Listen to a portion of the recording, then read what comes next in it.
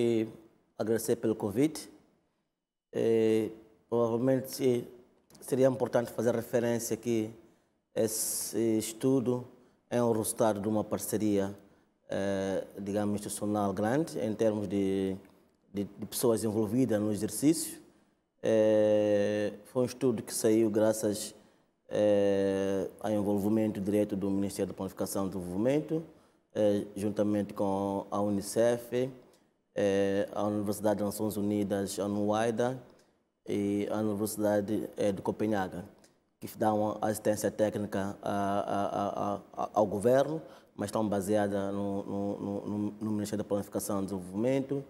E desse exercício também esteve envolvido um grupo de referência multissetorial, que foi importante para definir aquilo que foi a discussão em termos de referência, a discussão dos resultados preliminares e que culminou com o relatório que hoje lançamos. Pois.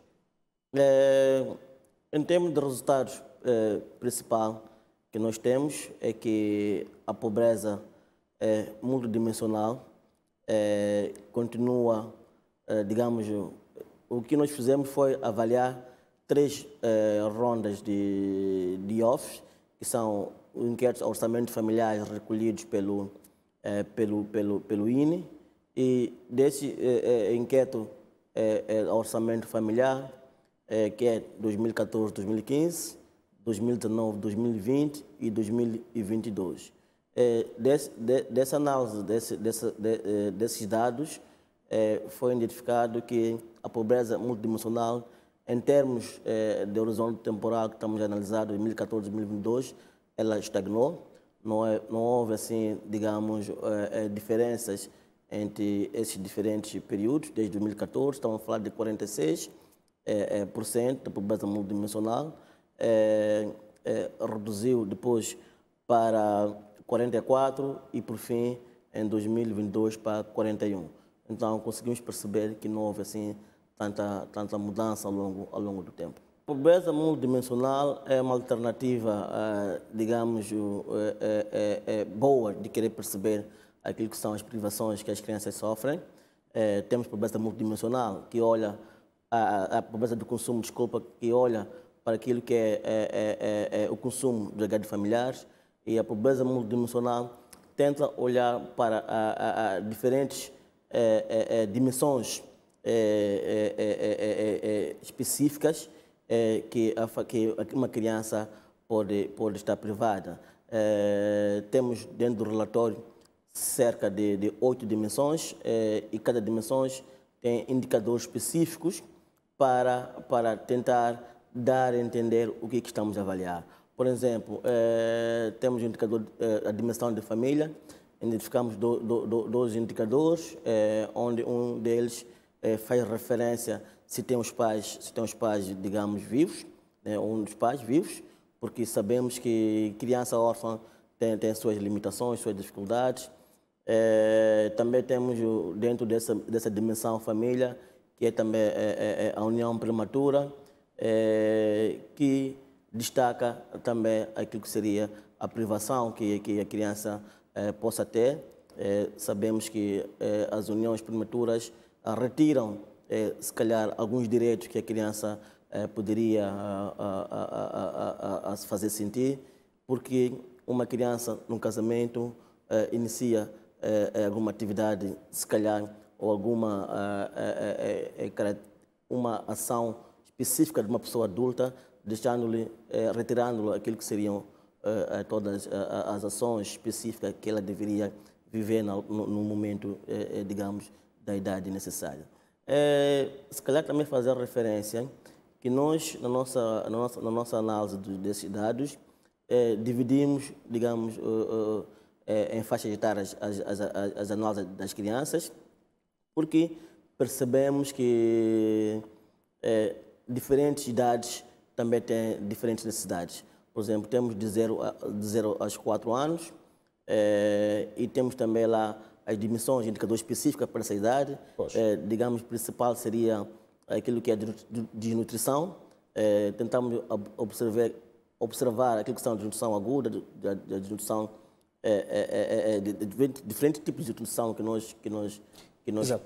olhamos, e também temos de 5 aos 12 e depois dos 13 aos 17. Então, essas diferentes faixas etárias dão-nos uma margem de perceber como é que é a pobreza multidimensional por cada faixa etária.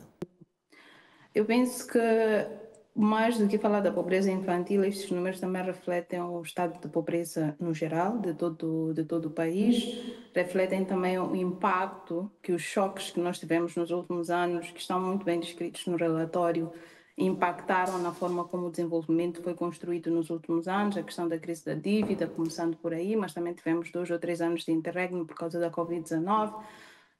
Tivemos choques climáticos também, e eu penso que o facto de termos as províncias do Norte, uma pergunta que esteve a fazer ao Ministério da Planificação e Desenvolvimento, termos as províncias do Norte, embora isso não explique exclusivamente, de termos as províncias do Norte como as mais afetadas, tem muito a ver, primeiro, com o impacto das mudanças climáticas, as questões dos choques climáticos nas províncias do centro, com muito maior ênfase, por exemplo, em Manique,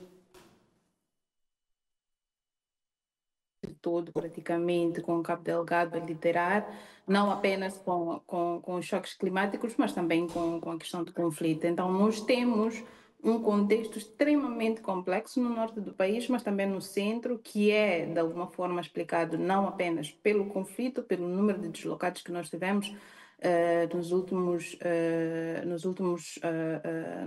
anos, mas também temos a questão da pobreza e das desigualdades que o país já tem desde que nós nos conhecemos, ou seja, há um discurso muito bem conhecido sobre as desigualdades que nós temos entre a região centro, sul e norte, que se refletem claramente no aumento desta pobreza, que primeiro é uma pobreza geral e depois, obviamente, se reflete diretamente na situação das crianças. Quando nós falamos de como é que isto afeta as crianças, é porque nós estamos a dizer é que o nível de nutrição destas crianças, se os pais têm menos dinheiro, têm menos condições de, por exemplo, poder ir a Machambi, etc., significa que o nível de nutrição delas fica mais baixo. Em relação, isso afeta, obviamente, as questões de saúde, afeta a educação, e também há um fator aqui muito importante, que é o acesso à água, não é? Que é acesso à água potável e acesso ao saneamento. Então, nós estamos a dizer que nós temos uma série de questões que estão ligadas à nossa pobreza geral, aos índices de pobreza geral, que se refletem diretamente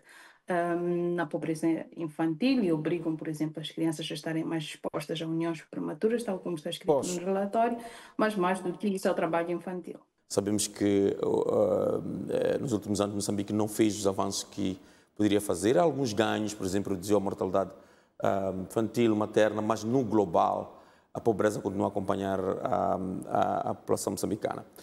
O que é importante aqui reconhecer é que crianças neste país perfazem 16 milhões de habitantes. Então estamos a falar aqui de metade da população, não é? 56%, muito mais de metade. Estamos a falar desde 2021, mais ou menos, mas neste momento estamos a falar de 34 milhões, então mais ou menos temos 16, 17 milhões de moçambicanos que não são capazes de sair da linha da pobreza. Estamos a dizer, com este relatório, que em cada 10 crianças, 7 têm necessidades básicas. Não é? Então, isto são números assustadores, não é? Se olharmos nessa dimensão. Mas também, ao mesmo tempo, mostra que o nível de vulnerabilidade em relação à pobreza para as crianças é cada vez pior. Significa que, para a população adulta, que sente o peso da vulnerabilidade da pobreza, consegue encontrar caminhos muito mais, por assim dizer, muito mais de resiliência, diferente das crianças que têm uma forte dependência. Eu vou dar um exemplo. Moçambique coloca do orçamento do Estado 17% do orçamento vai para a educação e 10% para a saúde. Significa o total do orçamento do Estado neste país, do investimento do Estado, menos de 30% vai para a educação e saúde.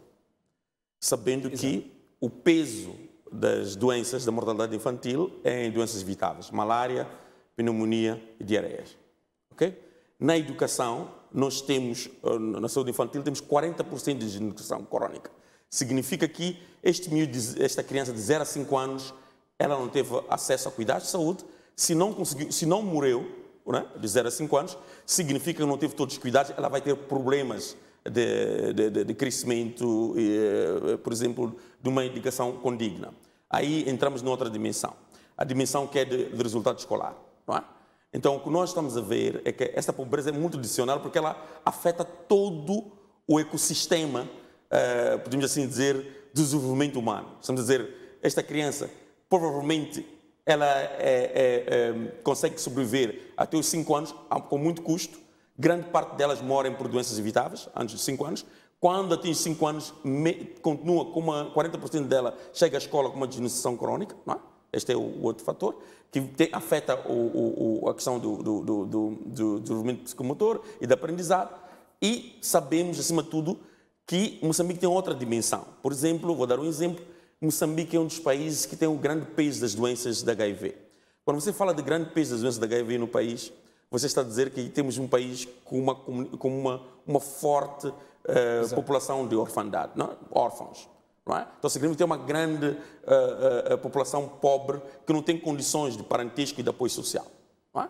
Então, aqui é muito adicional porque há vários fatores que possam influenciar essa saúde da criança. Então, pensando como fazer, falei aqui do Orçamento de Estado, Moçambique, como moçambicanos, nós investimos menos de 30%, 25%, aquilo que é o compromisso do Estado. Em termos de compromisso, a educação tem compromisso de Dakar, o nosso governo é também signatário, não consegue comprometer-se a 20%. Daquilo que é o compromisso africano. Com 20% do orçamento do Estado, do investimento público, podemos, talvez, em 2030, não é? Em 2040, termos outro cenário para o Brasil. Moçambique não consegue fazer isso.